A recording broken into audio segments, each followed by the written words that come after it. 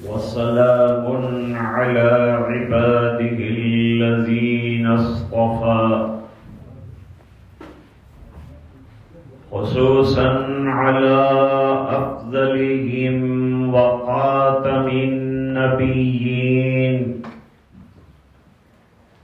محمد الأمين وعلى آله وصحبه أجمعين أما بعد عن معاذ بن جبل رضي الله تعالى عنه قال قال النبي صلى الله عليه وسلم إن أولى الناس بي يوم القيامة المتقون أين كانوا ومن كانوا أو كما قال عليه الصلاة والسلام اللهم صل على سيدنا محمد وعلى آل سيدنا محمد وبارك وسلم.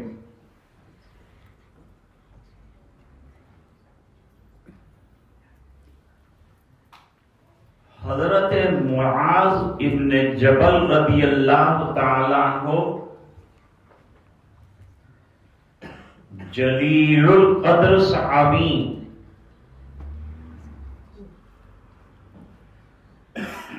40 یا 42 سال کی عمر پائی،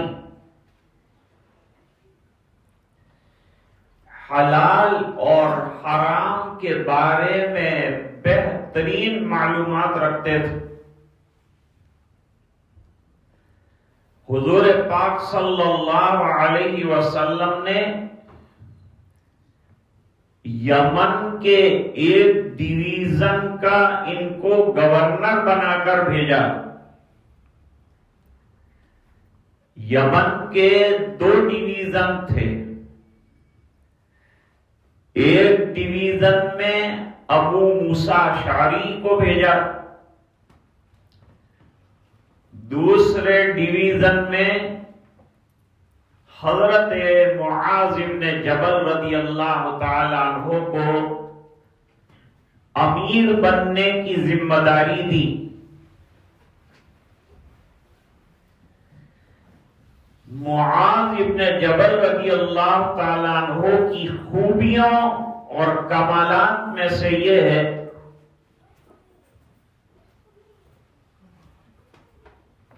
کہ حضور پاک صلی اللہ علیہ وسلم سے ان کو حد درجہ محبت. ویسے تو ہر صحابی کو محبت تھی،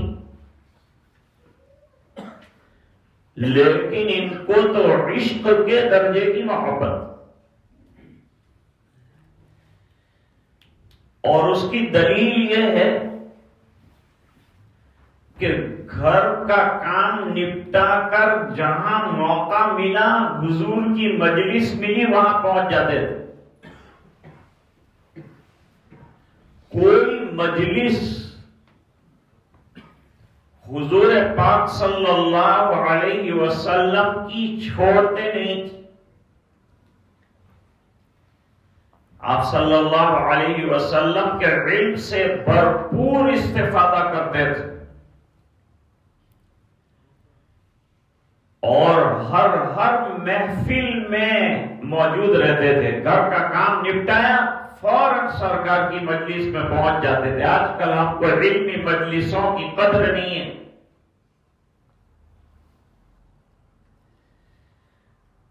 حضرت امام ابو یوسف رحمت اللہ علیہ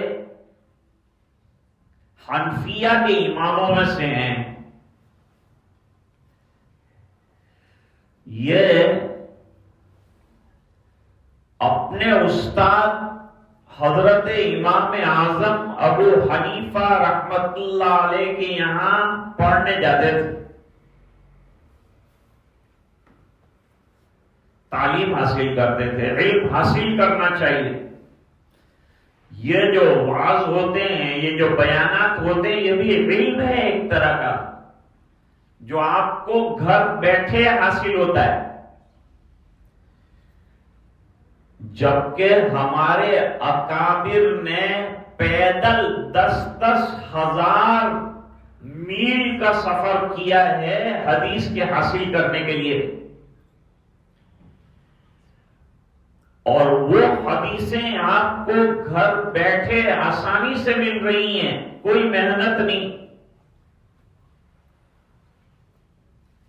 ایک مثال دیتے ہیں کہ پیاسا جو ہوتا ہے اس کو کنویں کے پاس جانا پڑتا ہے پانی پینے کے لیے، لیکن یہاں برطانیہ میں الٹی مثال ہے. یہاں یہ ہے کہ بادل آ کے برستا ہے، کوئی لینے والا نہیں. علم گھر بیٹھے ہوئے آ رہا ہے، خالی اپنے اندر طلب پیدا کرو، شوق پیدا کرو اور علم حاصل کرو. حدیث شریف ہے کہ علم کا ایک باب پڑھنا اور علم کا ایک سبق یاد کرنا 1000 رکعت نفل پڑھنے سے بہتر ہے. امام ابو یوسف پڑھ رہے تھے، وہاں خبر آئی کہ آپ کے چھوٹے بیٹے کا انتقال ہو گیا. امام ابو یوسف کو بلا رہے ہیں گھر پر، آپ کا بیٹا انتقال کر گیا. امام ابو یوسف نے کہا کہ میں ابھی امام صاحب کے یہاں سبق پڑھ رہا ہوں، میرے بیٹے کو دفنانے والے تو بہت مل جائیں گے، لیکن امام صاحب کا سبق جو چھوٹ گیا تو اس کی تلافی مشکل ہے. بیٹا دفنا دیا گیا، اس کے بعد جا کر گھر پہنچے، اتنا علم کی طلب تھی کہ بیٹے کے جنازے کو چھوڑا، علم حاصل کیا. ابن بطوطہ بہت بڑے سیاح ہیں، تو ماشاءاللہ زیادہ تر لوگ سمجھتے ہیں اردو، ورنہ یہ مشکل کام ہے سیاح کو سمجھانا. سیاح یعنی دنیا میں گھومنے والا، چکر کاٹنے والا. 27 ایئرس جو ہے دنیا میں چکر کاٹا، اور حالات لکھے ہیں ابن بطوطہ نے. 27 ایئرس سفر میں رہے علم کے لیے. شیخ سعدی رحمت اللہ علیہ نے اپنی سب جوانی علم کے حاصل کرنے کے اندر گزار ڈالی. امام بخاری رحمت اللہ علیہ فرماتے ہیں میں کہاں کہاں گیا علم کے حاصل کرنے کے لیے. ان کی سوانے میں لکھا ہے عبدالحی بھائی طبیعت خراب ہے تمہاری، اچھے ہو جائیں. تو ان کی سوانے میں لکھا ہے کہ کوئی علمی فائدہ لکھنے کے لیے رات کو اٹھے، پھر سوئے، پھر اٹھے، پھر سوئے، پھر اٹھے. ایک رات میں 20 مرتبہ چراغ جلایا اور 20 مرتبہ اٹھ کر علمی فائدہ نقل فرمایا. 16 سال کے اندر بخاری شریف جو ہے اس کو مکمل کیا. چراغ تو آپ نے دیکھا بھی نہیں ہوگا، یہاں کی جو ینگ جنریشن ہے انہوں نے سویچ دیکھی ہے، چراغ نہیں دیکھا ہے.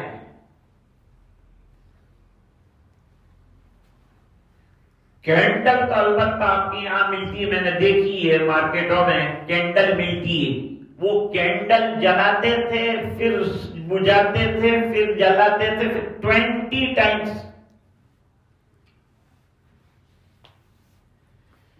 علم کے لیے محنت کرنی پڑتی ہے دوست. امام بخاری فرماتے ہیں کہ بعض ایام میرے اوپر ایسے گزرے ہیں کہ مجھے گھاس اور پتے کھانے پڑے علم کے لیے. حدیث کے حاصل کرنے کے لیے گھاس پتے کھائے. ابو ہریرہ رضی اللہ تعالیٰ عنہ کو علم حاصل کیا حضور سے تو عالم یہ تھا کہ کئی کئی دن کے فاقے ہو جاتے تھے، کھانا نصیب نہیں ہوتا تھا، لیکن حضور کا دروازہ نہیں چھوڑتے.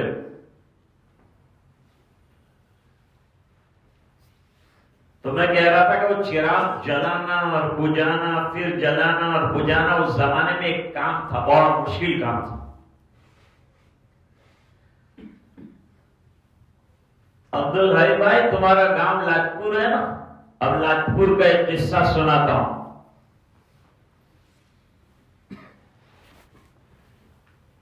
لاجپور میں ایک صاحب کے یہاں مہمان آئے. یہ قصہ مجھے مولانا بھائی میاں صاحب رحمت اللہ علیہ نے سنایا. تھوڑی دیر بیٹھے،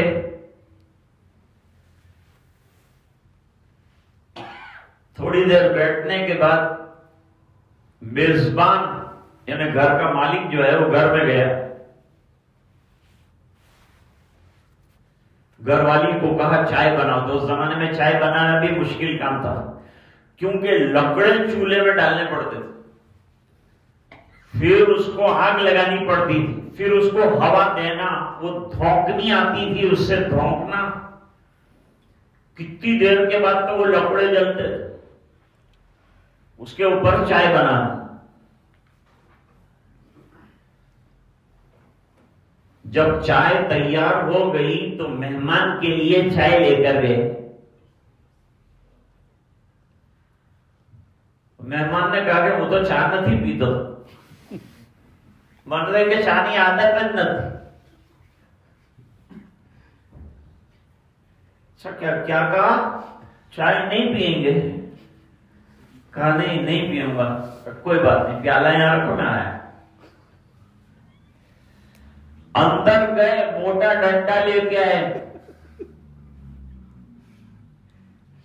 اور کہا کہ اوے نہ پڑ کہ تو چائے نہ تھی پی تو کہ ماری بہری چا બનાવવામાં થાકી ગઈ. અડધો કલાકથી મગજમારી કરી અને તારા માટે ચા બનાવીને ના પાડવામાં એટલી જલ્દી કરી દે. अब दरवाजे से बाहर चाय पिए बगैर तू कैसे जाता है, मैं तेरे को देखता हूं. एक जमाना हुआ था दोस्त, मुआज इब्न जबल को इतना शौक कि घर वालों को छोड़ देते थे, उनकी जिम्मेदारी पूरी करते थे और कहते थे भाई तुम्हारी जिम्मेदारी पूरी हो गई, मैंने सब अदा कर दिया तुम्हारा, मुझे जाने दो, सरकार के पास जाने दो, सरकार के दरबार में जाने दो. मुझे हुजूर को देखे बगैर चैन नहीं आता, मुझे हुजूर की मजलिस के बगैर, आपकी बातों के बगैर मजा नहीं आता, जिंदगी अच्छी नहीं लगती, मुझे जाने दो. घर वाले शौक से ही जाता. आका के दरबार में जाने की कौन ममानियत करेगा?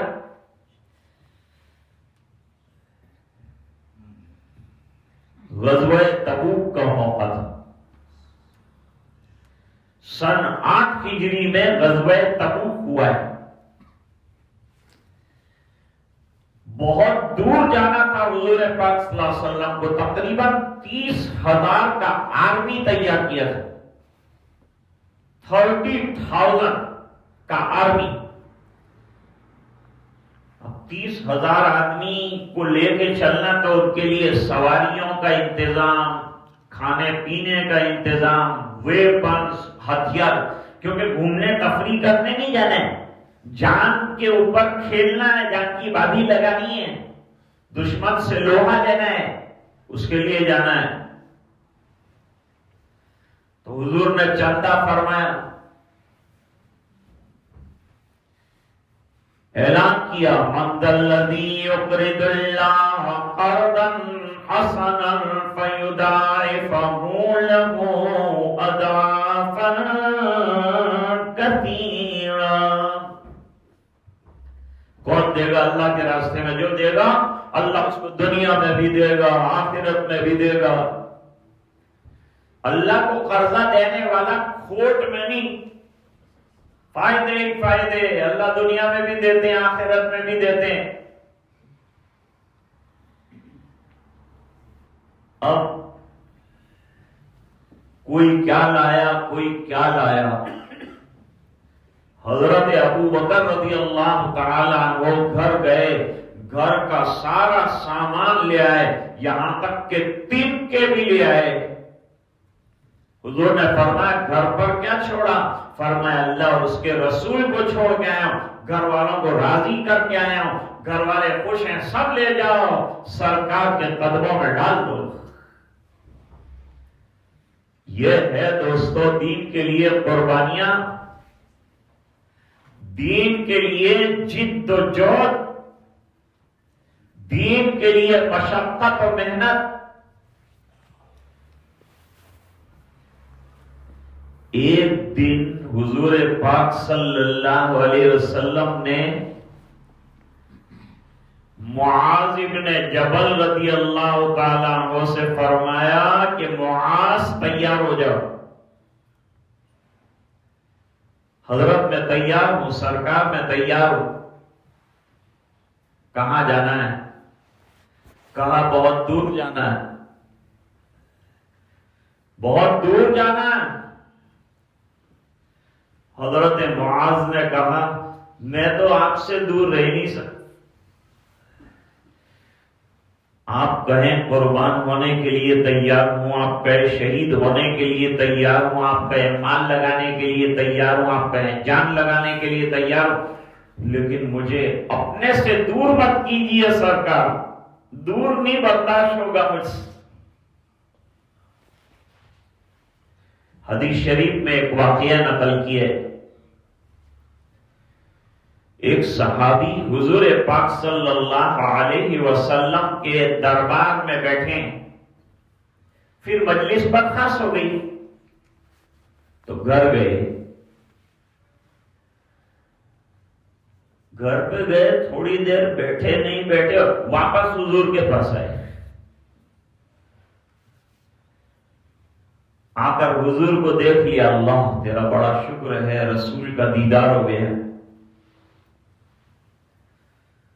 دیدار ہونے کے بعد حضور نے کہا ابھی تو گئے تھے اور ابھی واپس آئے؟ کہا آپ کو دیکھے بغیر چین نہیں آتا، آپ کے دیدار کے بغیر چین نہیں آتا، اس بنا پر حاضر ہوا۔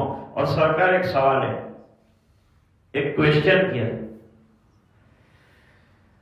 حضور آج تو میں بھی زندہ ہوں، آپ بھی دنیا میں ہیں، تمنا ہوئی کہ دیدار کروں تو آ گیا،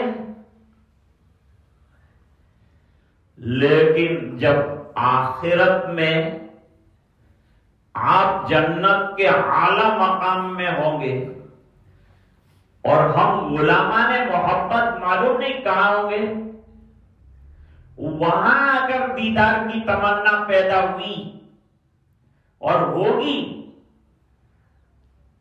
تو وہاں کیسے دیدار ہوگا سرکار؟ کہاں آپ کہاں ہم، تو ملاقات کی کیا شکل ہوگی؟ کیا وہاں آپ کا دیدار ہوگا؟ آپ کی معیت وہاں نصیب ہوگی؟ حضور خاموش ہو گئے، جواب نہیں تھا۔ جب جواب نہیں ہوتا تو سرکار وحی کا انتظار کرتے، اللہ تعالیٰ نے آیات اتاری، وَمَن يُطِعِ اللَّهَ وَالرَّسُولَ فَأُولَٰئِكَ مَعَ الَّذِينَ أَنْعَمَ اللَّهُ عَلَيْهِمْ مِنَ النَّبِيِّينَ وَالصِّدِّيقِينَ وَالشُّهَدَاءِ وَالصَّالِحِينَ وَحَسُنَ أُولَٰئِكَ رَفِيقًا۔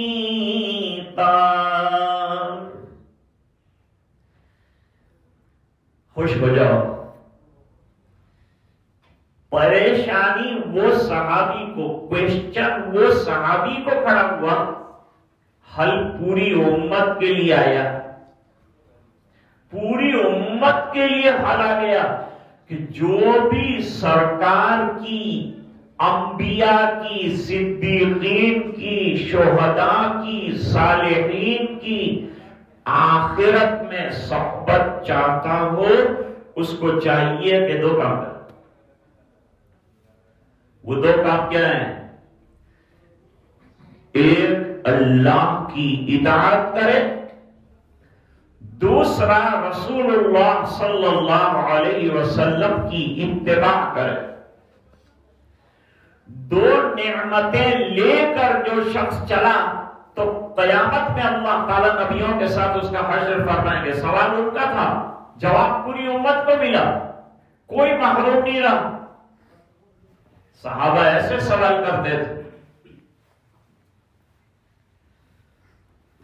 ہمارے استاد تھے حضرت مولانا عبد الغنی قاری رحمت اللہ علیہ، مولانا بدر عالم صاحب مہاجر مکی رحمہ اللہ تعالی سے انہوں نے حدیث پڑھی۔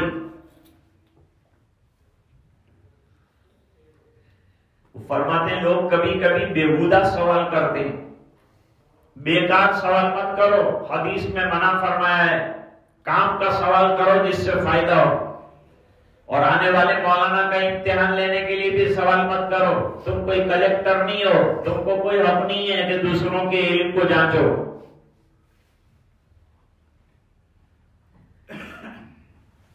ایک آدمی نے کہا کہ سوال کیا کہ پہلے تو جبریل علیہ السلام وحی لاتے تھے تو بہت بیزی تھے، اب تو وحی کا سلسلہ بالکل ختم ہو گیا تھا، آج کل کیا کر رہے ہو؟ مولانا نے کہا کہ میرے پاس ابھی لیٹر نہیں آئے، لیٹر آئے گا تو تم کو جواب دیتا ہوں۔ بیکار سوال کرنے سے قرآن کریم میں منع فرمایا، لا تسألوا عن اشیاء ان تبد لکم تسؤکم۔ قرآن کریم کے معانی پر غور کیا کرو، توجہ دیا کرو۔ اللہ نے قرآن سمجھنے کے لیے اتارا ہے، تلاوت پر ثواب دیتے ہیں، یہ تو اللہ کا انعام ہے۔ احسان ہے کہ بغیر سمجھے بھی ثواب دے رہے کہ میرے بندے تو نہیں سمجھا، لیکن تو نے یہ سمجھا کہ اللہ کا کلام ہے، اللہ کی کتاب ہے، تو اس پر بھی تجھے اجر دو۔ ہمارے حضرت مولانا اسماعیل صاحب واڑی والا رحمت اللہ علیہ راندر میں شیخ الحدیث تھے جامعہ حسینیہ میں، انہوں نے ایک مرتبہ واقعہ بیان کیا تھا کہ ایک جگہ گاؤں میں ایک ضعیف آدمی کا انتقال ہو گیا، لیکن کوئی کفنانے والا بھی نہیں، کوئی دفنانے کے لیے تیار نہیں، کسی کو صلاۃ جنازہ پڑھانے بھی نہیں آتی۔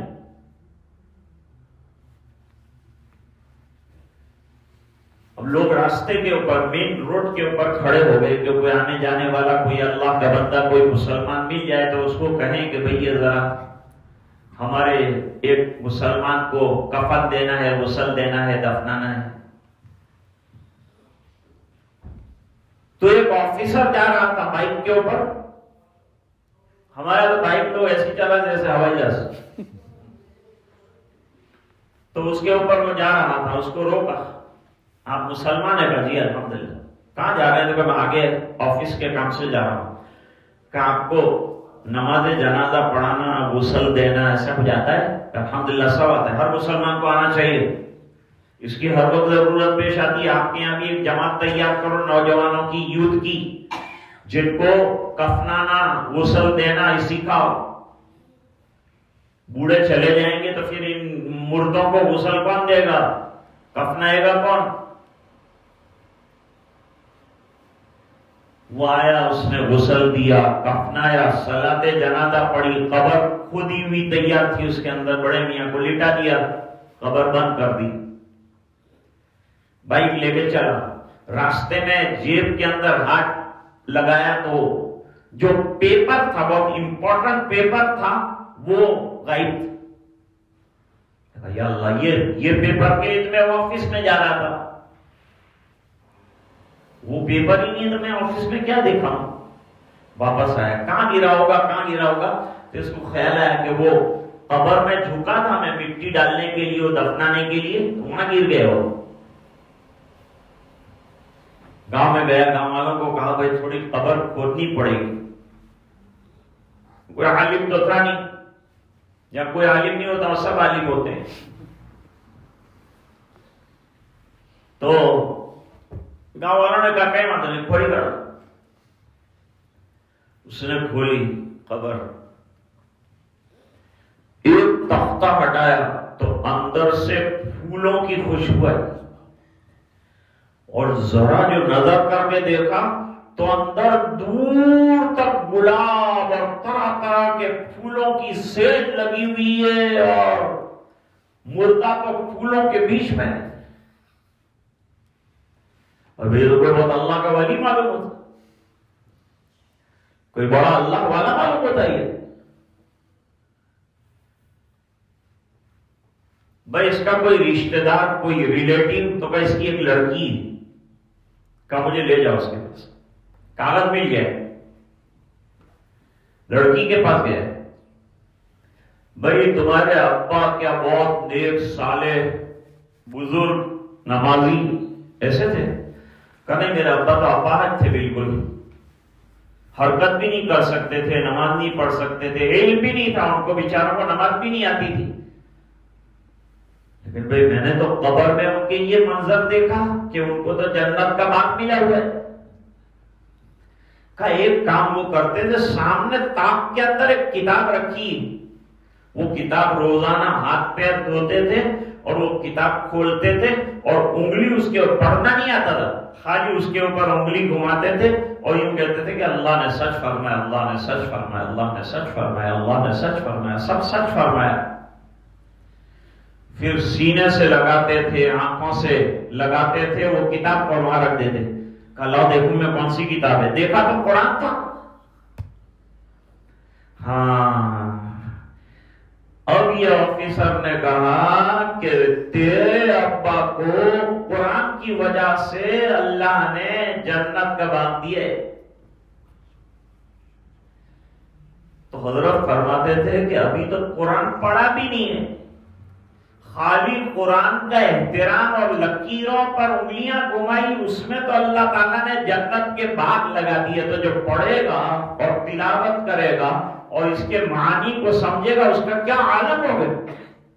اللہ ہمیں قرآن کریم کا قدردان بنائے. بہت سے بچے بیٹھے ہیں یہاں، نہیں سمجھ رہے بیچارے، لیکن اس کے باوجود بیٹھے ہیں اور یہ جو ہے حفظ قرآن کریم کر رہے، سینے کے اندر قرآن کریم کو محفوظ کر رہے، بہت بڑا کام انجام دے رہے ہیں. اللہ ان کو جزائے خیر عطا فرمائے، ان کے استاد کو اللہ قبول فرمائے، مدرسے کو آباد فرمائے. تو معاذ بن جبل جانا نہیں چاہتے تھے. حضور میں آپ سے دور نہیں جانا چاہتا، لیکن حضور نے فرمایا جانا پڑے گا، دین کا کام ہے، محنت کا کام ہے، جانا پڑے گا. جاؤ گھر جا کے تیاری کر کے آؤ، سواری لے کے آؤ، سامان لے کے آؤ. گئے، سامان لے کے آئے، تمام چیزیں لے کے آئے. آنکھوں کے اندر آنسو ہے.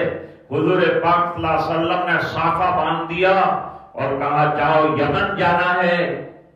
حضور اتنی دور جانا تو اب ملاقات کب ہوگی آپ سے؟ کا ملاقات کا کوئی بھروسہ نہیں. اور سنو معاذ، یہ ہو سکتا ہے کہ آئندہ جب تم آؤ تو میری قبر دیکھو گے، مجھے نہیں دیکھو گے.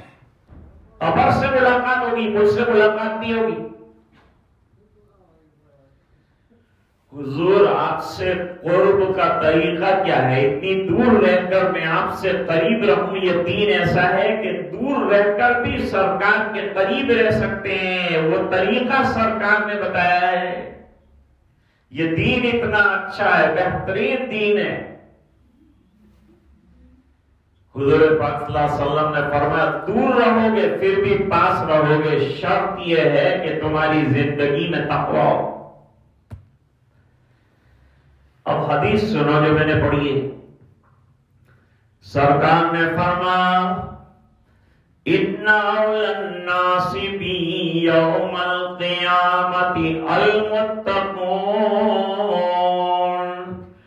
قیامت کے دن مجھ سے قریب وہ ہوگا جو تقوی والا ہوگا، اللہ سے ڈرنے والا ہوگا۔ پوری دنیا میں کہیں بھی رہتا ہو، اگر تقوی کی زندگی گزارے گا وہ میرے قریب ہوگا۔ کتنا اچھا گل بتایا۔ اب ہم بہت دور ہیں مدینے سے، سرکار سے بہت دور ہیں، ہماری تمنا ہے کہ سرکار کے دامن سے لپٹ جائیں، نہیں لپٹ سکتے، لیکن سرکار نسخہ بتا گئے کہ تقوی والی زندگی گزارو۔ اب جب رمضان شروع ہوا ہوگا تو حضرت امام صاحب نے فضائل رمضان پڑھے ہوں گے، پڑھ رہے ہوں گے، اس میں آیت لکھی حضرت شیخ نے رمضان میں روزہ کیوں رکھنا ہے؟ تاکہ ہماری زندگی میں تقوی آ جائے، اللہ کا ڈر آ جائے، گناہوں سے بچنے کا جذبہ پیدا ہو جائے، نیکیوں کا شوق پیدا ہو جائے۔ اللہ تعالیٰ قرآن میں فرماتے ہیں کتب علیکم الصیام، تمہارے اوپر روزے فرض کیے گئے، کما کتب علی الذین من قبلکم، جیسے کہ تم سے پہلے والی امتوں پر بھی روزے کمپلسری کیے گئے تھے۔ اس لیے کیے گئے ہیں، کیوں روزے رکھیں، کیا فائدہ ہے؟ اللہ کا کوئی فائدہ نہیں، فائدہ بندوں کا ہے۔ لعلکم تتقون، تاکہ تمہاری زندگی میں اللہ کا ڈر پیدا ہو جائے۔ اللہ کے ڈر کا مطلب یہ ہے کہ کل مجھے اللہ کو جواب دینا ہے۔ دیکھو ہم نے روزہ رکھا، کھانا گھر میں موجود ہے، ٹھنڈا پانی موجود ہے، فریز موجود ہے، کوئی روکنے والا پولیس بھی نہیں ہے، اس کے باوجود شدید پیاس ہے مجھے، لیکن میں گلاس کو ہاتھ نہیں لگاتا، میں پیاس کو چھپانے کے لیے پانی نہیں پیتا۔ کس نے ڈرا دیا ہے آپ کو؟ کس کا خوف ہے آپ کو؟ کون مارے گا؟ کون پولیس ہے؟ فرماتے ہیں اللہ کا ڈر ہے۔ اس اللہ کے ڈر نے ہم کو کھانے سے روکا اور پینے سے روکا اور تعلق سے روک دیا۔ یہ مشق کروائی جا رہی ہے تقویٰ کی رمضان المبارک کے اندر کہ اس مہینے میں اللہ سے ڈرنے کا جذبہ ہمارے اندر پیدا ہو جائے، مشق ہو جائے اور پوری زندگی تقویٰ کے ساتھ گزارنے کی توفیق ہو جائے۔ میں اپنی بات کو اسی پر ختم کرتا ہوں۔ اللہ تعالیٰ ہم سب کو دین پر چلنے کی توفیق عطا فرمائے اور روزے کا جو وزڈم ہے وہ وزڈم ہمیں نصیب فرمائے، اور وہ ہے اللہ کا ڈر اور اللہ کا تقویٰ۔ اب یہ تقویٰ کیا چیز ہے؟ شاید کوئی ایک دن اور ہوتا تو میں اس کی تفصیل آپ کے سامنے رکھتا۔ مجھے ڈر لگتا ہے کہ زیادہ اگر بیان کیا تو چند لوگ بیٹھے ہیں وہ بھی بھاگ جائیں گے، میرا بیان ادھورا رہ جائے گا۔ اس بنا پر آج اسی پر اکتفا کرتے ہیں۔ آپ بیٹھے، سنا، اللہ تعالیٰ اچھی باتوں پر عمل کی توفیق عطا فرمائے۔ حضرت مولانا کا 6 مہینے پہلے سے حکم تھا کہ جب بھی برطانیہ کا سفر ہو، ہمارا پہلی حاضری برطانیہ میں جب ہوئی تو اسی مسجد سے ہوئی ہے، اسی مسجد میں حاضری ہوئی، اور کئی رمضان میں نے جو ہے ایک مہینہ یہاں گزارا ہے اور بیانات کیے ہیں۔ تو جب بھی حاضری ہوتی ہے تو دل چاہتا ہے کہ جہاں سے سفر برطانیہ کا آغاز ہوا وہاں ضرور حاضر ہو جائیں، کچھ باتیں عرض کریں۔ ہمارا حق بنتا ہے کہ آپ کا شکریہ اس طرح سے ادا کیا جائے۔ اللہ تعالی ہم سب کو قبول فرمائے۔ اللہم لک الحمد کلہ ولک الملک کلہ ولک الشکر کلہ وإلیک یرجع الامر کلہ علانیتہ وسرہ۔ اللہم صلی علی سیدنا محمد کلما ذکرہ الذاکرون وکلما غفل عن ذکرہ الغافلون۔ حسبنا اللہ لدیننا، حسبنا اللہ لدنیانا، حسبنا اللہ لمن بغى علینا، حسبنا اللہ لمن کادنا بالسوء۔ یا حی یا قیوم برحمتک نستغیث اصلح لنا شاننا کلہ ولا تكلنا إلى أنفسنا طرفة عين اللهم تقبل صيامنا وقيامنا في شهر رمضان. اے اللہ ہمارے گناہوں کو معاف فرما، کوتاہیوں سے درگزر فرما، اپنا فضل اور کرم شامل حال فرما، رحم کے اور کرم کے فیصلے فرما. اے اللہ ہمارے ٹوٹے پھوٹے روزے ہیں قبول فرما.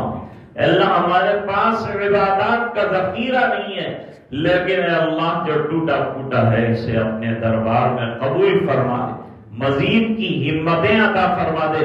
اے اللہ قرآن کی تلاوت نصیب فرما، ذکر اللہ کرنے والا بنا، تیری یادوں بھری زندگی نصیب فرما. اللہ بہت سے لوگ جیلوں میں بند ہیں، قید خانوں کی مصیبتیں مظلومانہ برداشت کر رہے ہیں، پورے عالم میں ایسے مسلمان ہیں. اے اللہ تمام کی رہائی کی اس مہینے میں شکلیں پیدا فرما. اے اللہ روزانہ جہنم سے 10 لاکھ لوگوں کی رہائی ہوتی ہے. اے اللہ ان غرباء مسلمان مظلوموں کی رہائی کی شکل پیدا فرما دے. اے اللہ یہ پورے مجمع کی مغفرت فرما. گھروں پر ماں بہنیں سن رہی ہوں گی، اللہ ان کا سننا بھی قبول فرما. انہوں نے ہاتھ پھیلا کر جو مانگا وہ عطا فرما. اور اے اللہ یہ دعائیں اپنے فضل و کرم سے منظور فرما. سبحان ربک رب العزت عما یصفون وسلام علی المرسلین والحمد للہ رب العالمین.